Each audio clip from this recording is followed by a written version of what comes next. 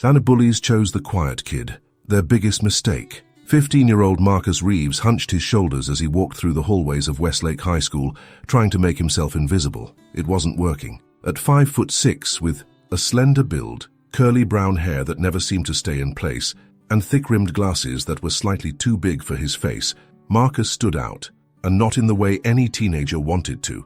Being the new kid was hard enough, but being the new kid who transferred mid-semester was practically painting a target on his back. 3 weeks into his time at Westlake, and Marcus had already established a routine: keep his head down, avoid eye contact, and stay out of the way of Damon Reynolds and his crew. Damon was a junior, captain of the wrestling team, with broad shoulders and a permanent smirk that seemed to say he owned the school. His two sidekicks, Tyler Brooks and Jason Reed, weren't as physically imposing as Damon, but they made up for it with their eagerness to please their leader. Just make it to lunch, without being noticed, Marcus thought as he navigated the crowded hallway toward his locker. Just another day of blending into the background. What none of the students at Westlake knew, what nobody in this town knew, was that Marcus wasn't just some ordinary skinny kid. Back in Chicago, before his family had to relocate due to his father's job, Marcus had been training in Brazilian Jiu-Jitsu since he was 7 years old. By 13, he'd earned his blue belt.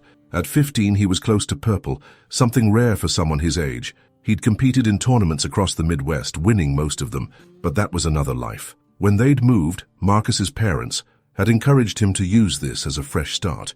His father had pulled him aside the day before his first day at Westlake. "Son," he'd said, placing a hand on Marcus's shoulder, "I know you can handle yourself, but remember what your sensei always said. The best fight is the one you avoid." Marcus had finished for him. His father had nodded. "Exactly. Your training is for discipline and self-defense, not for showing off or intimidating others. Let's give this new place a chance, okay?" So Marcus had promised. He would keep his head down, make friends normally, and not advertise his skills. If he found a good dojo eventually, great. But first, he would try to just be a normal kid. The problem was, normal at Westlake seemed to mean either being a bully or being bullied. And Marcus, unfortunately, had fallen into the second category from day one. He reached his locker and spun the combination lock, grateful to have made it this far without incident. As he pulled out his biology textbook, he felt a presence behind him moments before his locker door slammed shut, nearly catching his fingers. "Well, if it isn't Four Eyes Reeves," came Damon's voice, followed by chuckles from Tyler and Jason. Marcus sighed, adjusting his glasses. "I need to get to class, Damon." "Oh, he needs to get to class," Damon mimicked in a high-pitched voice, looking to his friends for approval. They laughed on cue. "You know what I think? I think you need to pay the new kid tax." Marcus frowned. "What are you talking about?" "Lunch money," Tyler clarified, stepping closer. "Fork it over." Around them, other students slowed their pace, watching with that peculiar mix of curiosity and relief that it wasn't them being targeted. Not a single one stepped in to help. Marcus clutched his textbook tighter. "I don't have any. I brown bag." To Damon's smirk widened. "Then I guess we'll have to take something else." He reached forward and snatched Marcus's glasses right off his face. The world immediately blurred around the edges. Marcus could still see, but everything was fuzzy, details lost. "Give those back," he said, his voice level but firm. "Make me," Damon challenged, dangling the glasses just out of reach. Marcus felt his muscles tense, instinct taking over. He knew exactly how he could take Damon down. A simple sweep to knock him off balance, then pin him until he surrendered the glasses. It would be easy, but he remembered his promise.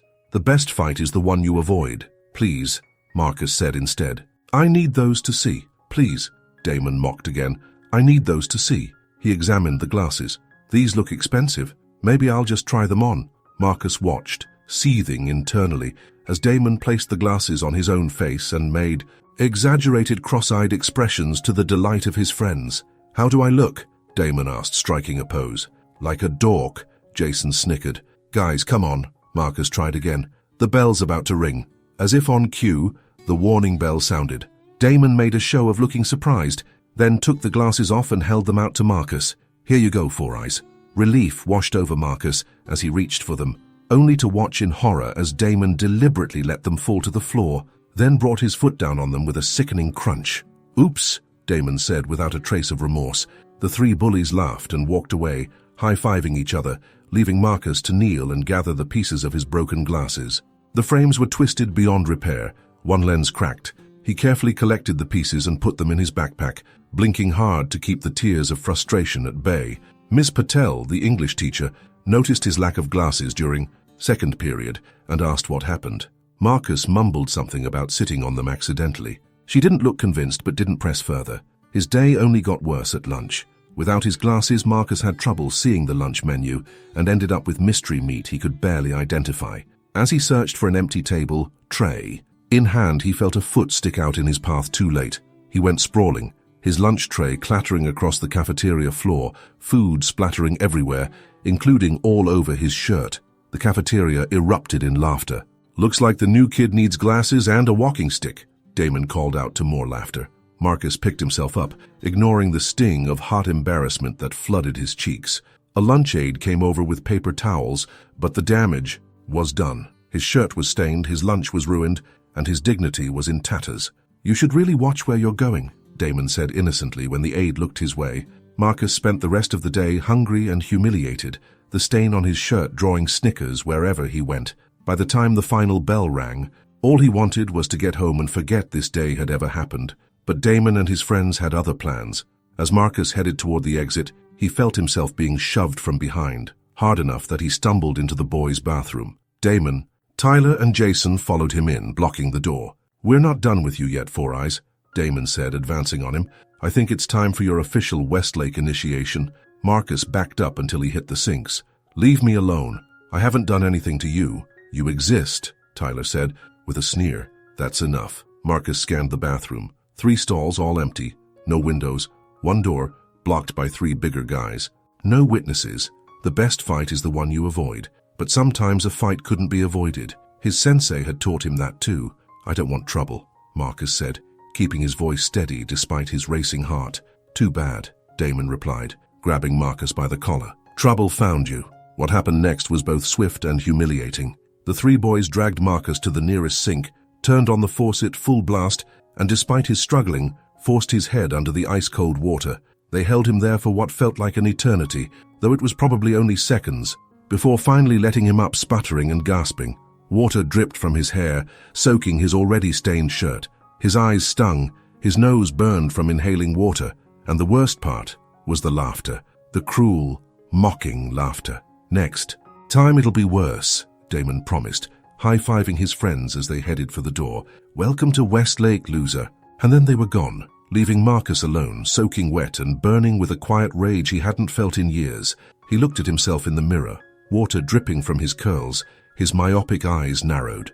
Without his glasses, his own reflection was slightly blurred, but he could see enough. He could see what they saw, a victim. But that wasn't who he was, not even close. The best fight is the one you avoid. But when a fight comes to you, be ready. That night, Marcus didn't tell his parents what had happened.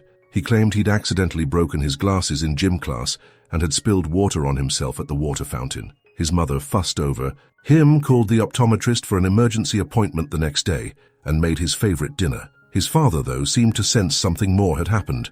After dinner, he found Marcus in his room, staring at the ceiling. "Everything okay, son?" he asked, leaning against the doorframe.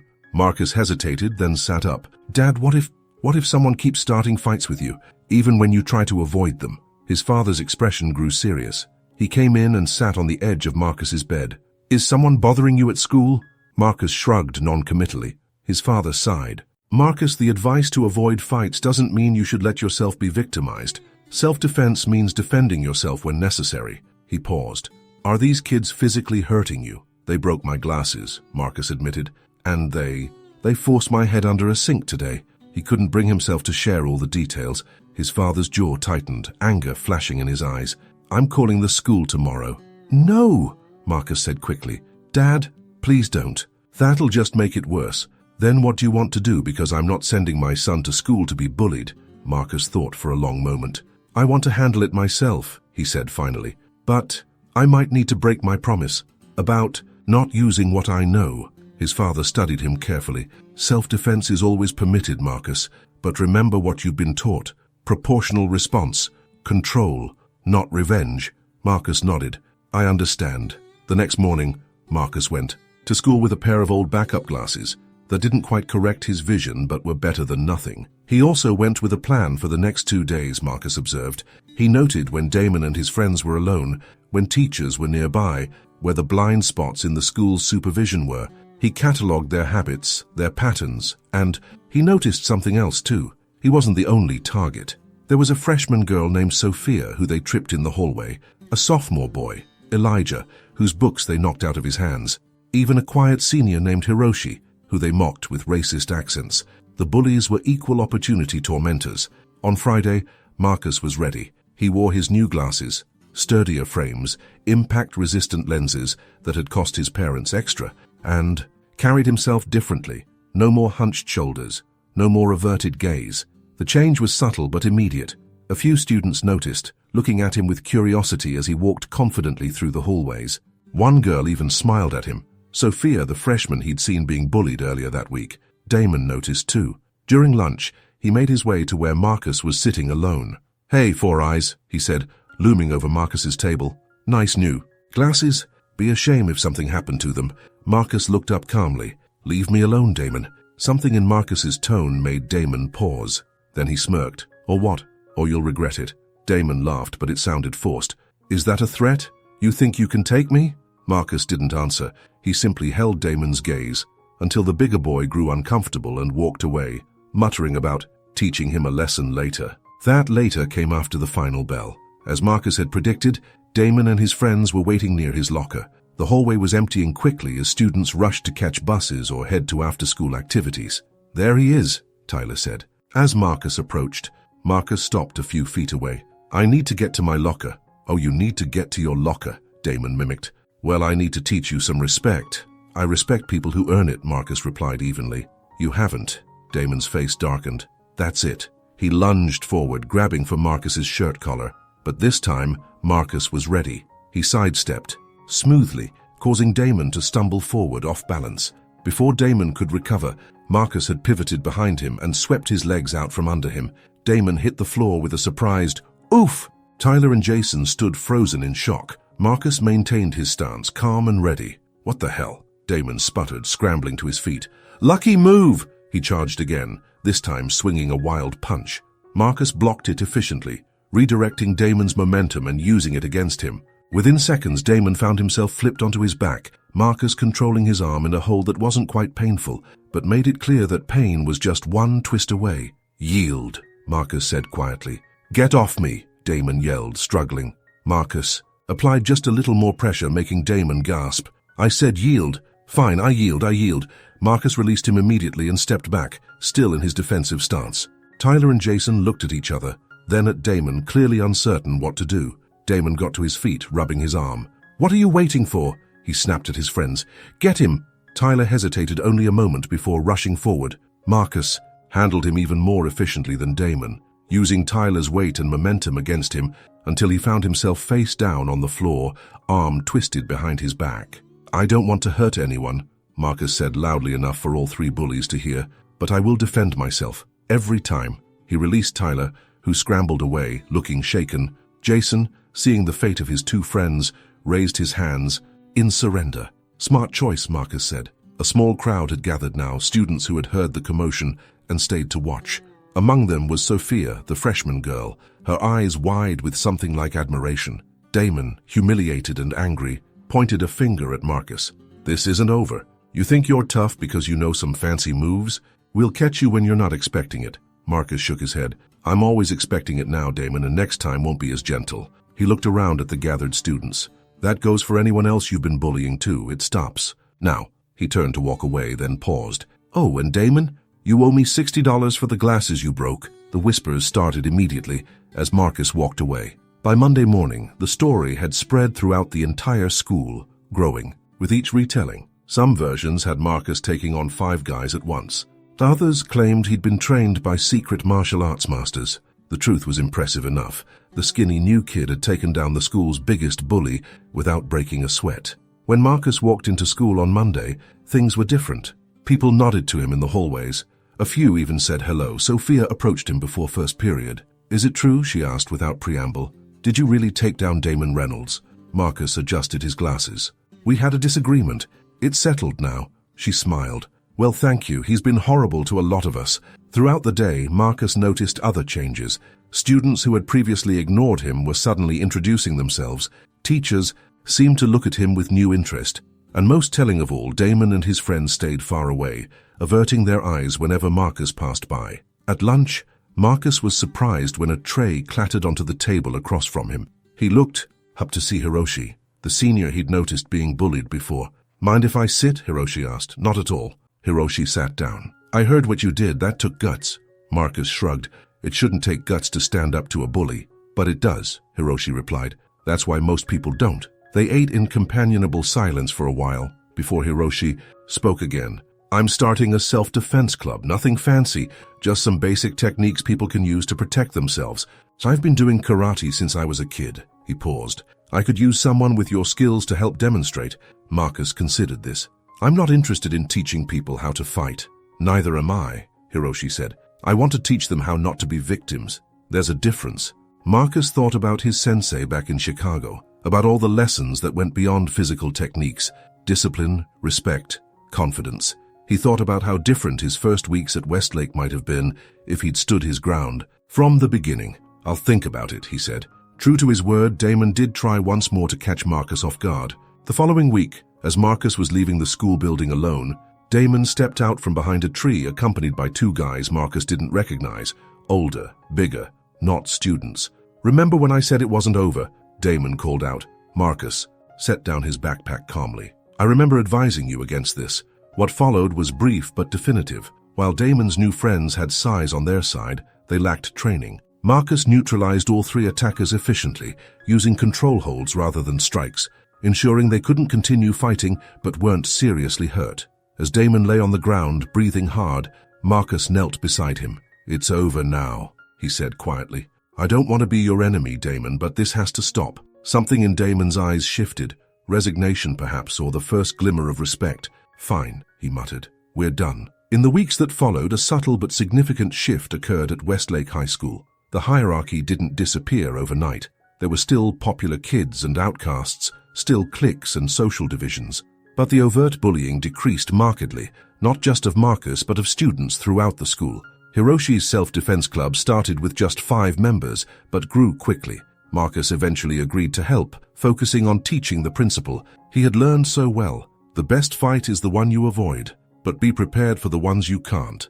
During the third meeting of the club, Marcus was demonstrating a simple wrist escape when he noticed Damon standing in the doorway of the gym, watching. Their eyes met briefly before Damon looked away and disappeared. The next meeting, to everyone's shock, Damon showed up again, this time entering the gym and standing awkwardly at the back. "What are you doing here?" Tyler, who had surprised everyone by joining the club early on, asked him. Damon shrugged. "Just curious." Marcus walked over to him. The room fell silent, everyone watching the former adversaries. "You want to learn?" Marcus asked simply. Damon hesitated, then nodded. "Yeah, I do." "Why?" Damon looked uncomfortable, but answered honestly. "Because you took me down twice without even trying. I want to know how." Marcus studied him. "The techniques aren't the hard part, it's the discipline, the control." He paused. "No bullying, that's the first rule." "I haven't been," Damon said defensively. When Marcus raised an eyebrow, he amended, "At least I'm trying not to." Marcus extended his hand. "Then welcome to the club." It wasn't a fairy tale ending. Damon didn't suddenly become a saint, and not everyone immediately forgave his past behavior. But it was a beginning, a chance for change, for growth. For Marcus, the transformation was equally significant. He no longer tried to blend into the background. He walked with confidence, spoke up in class, made genuine friends. The skills that had made him different became a source of respect, rather than a secret to hide. One afternoon, as the self-defense club was wrapping up, Mr. Reeves arrived early to pick up his son. He stood at the back of the gym watching as Marcus patiently demonstrated a technique to a freshman girl, Sophia, who had become one of the club's most dedicated members. "Your son is something special," said a voice beside him. Mr. Reeves turned to see an older Japanese man, Hiroshi's grandfather, who sometimes helped with the club. "Thank you," Mr. Reeves said. "I think so too. He understands the true purpose of martial arts," the older man continued. "Not to dominate others, but to find the strength within oneself." Mr. Reeves nodded, watching as Marcus laughed at something Sophia said, then high-fived Damon as he successfully executed a move. The boy who had entered Westlake trying to be invisible was now at the center of something important, something good. The best victory, Mr. Reeves murmured, is the one that makes an ally of an enemy, the older man smiled. Indeed, that is wisdom, worthy of a sensei. As they left the gym together, Marcus, walking between Hiroshi and the once feared Damon, now deep in conversation about an upcoming tournament, Mr. Reeves couldn't help but feel proud. His son had faced a classic test, the choice between hiding who he was or standing up for himself, and had found a third path, standing up not just for himself, but for others. And in doing so, he had transformed not only his own experience, but the culture of an entire school. Sometimes, Marcus thought as he walked into the afternoon sunlight, the best fight is the one that changes everything.